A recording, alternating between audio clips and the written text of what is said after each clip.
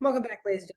Brand new TV show review here on Max Talks Movies. Today we're talking about the season 1 finale, episode 12 of Andor Rick's Road. If you're new to the channel here, please subscribe, ring the bell. I do movie reviews, TV show reviews like these, movie rankings, and a box office breakdown show every week. So please subscribe, ring the bell if you're new to the channel. Comment down below. First of all, what are your overall thoughts on season 1 of Andor? Where does this rank for you overall in the Disney Plus Star Wars live action shows, or even just include the animated shows? Where's Andor rank for you in recent years for Star Wars? And what do you want to see the most in season 2 coming out more likely in early 2024? And also, please like the video, guys, the thumbs up button.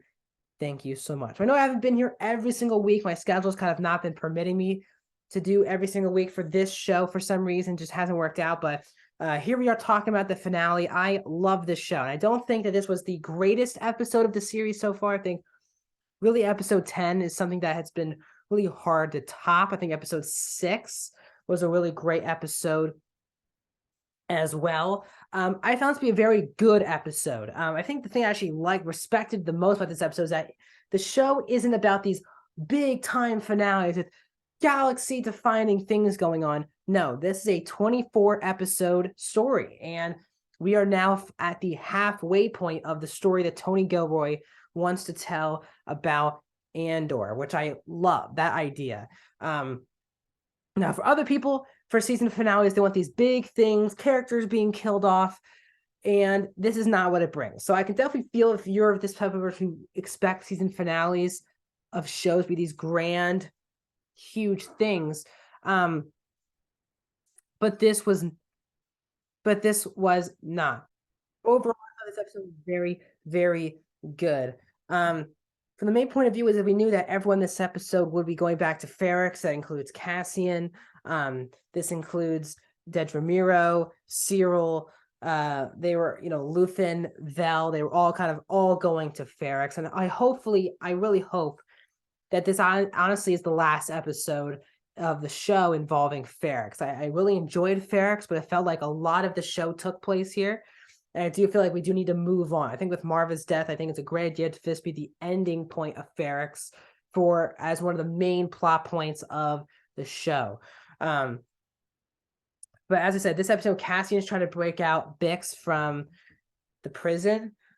There's also, again, the overarching thing is that everything collides is Marva's funeral. The last scene officially with Fiona Shaw, where she gives this whole speech about how we have to stop sleeping, or the more we sleep, the more the Empire adds up, continues to add on, and rules over the galaxies. That we got to wake up and fight the Empire. And obviously, the Empire people in Ferrix are not happy about this. Involves finally a rebellion, probably for the first time in Ferrix. It's something that Marva has been wanting to do, to spark a rebellion in Ferrix.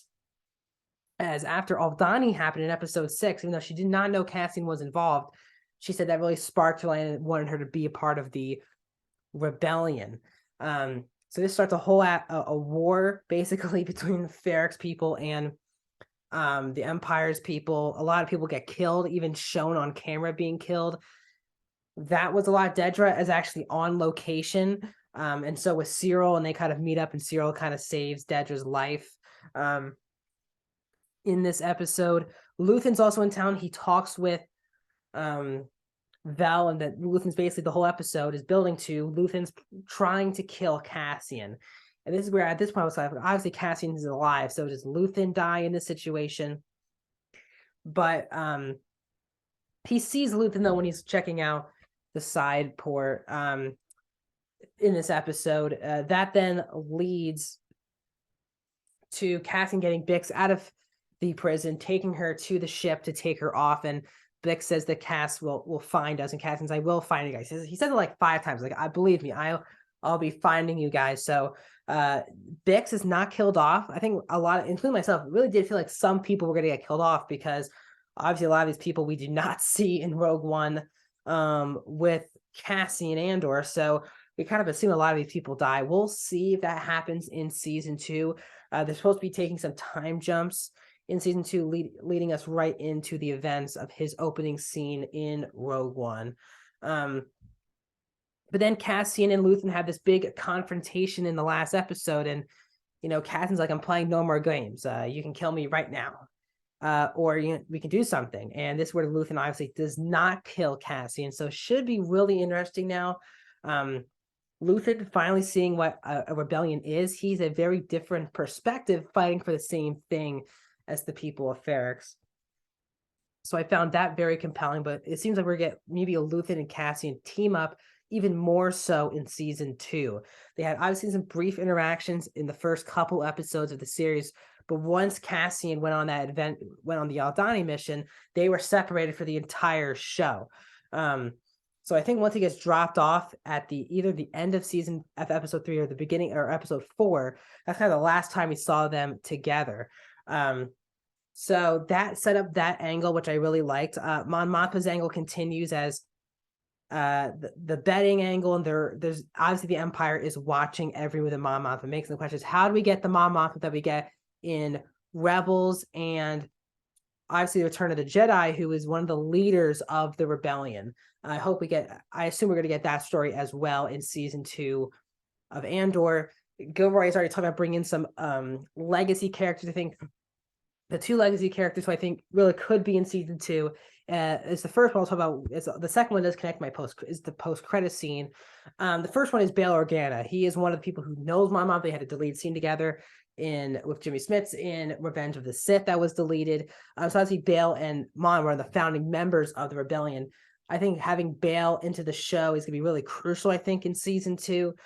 And then, as you can already tell where I'm going, with the post-credit scene, as we all predicted, the things that they were building in the prison was the Death Star, Part 2, the Death Star, which is obviously created by Jyn Erso, Galen Erso, played by Mads Mikkelsen, but overseen by director Krennic, played by Brett Reynolds. I think both of those characters could easily pop up in season 2, especially Krennic, who oversees the Death Star.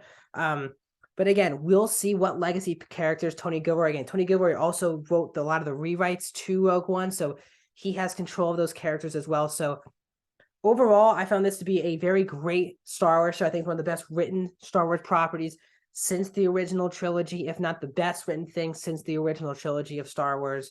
I didn't love this finale. I liked the finale a lot. I thought it was very good, but it wasn't great. I think most of the show really was good to great the whole time. And again, this Mandalorian for me are just battling live action wise 1 and 2, as we're going to get Mandalorian season 3 in February which is crazy. It'd be around 2 months away. So very exciting. So that's my breakdown of episode 12, the season finale of Andor. Thank you so much for joining me on these journeys this year with Andor. We have no more Marvel or Star Wars TV shows, so no more every single week TV show breakdowns as of now, but a lot of movie reviews are going to be coming out soon.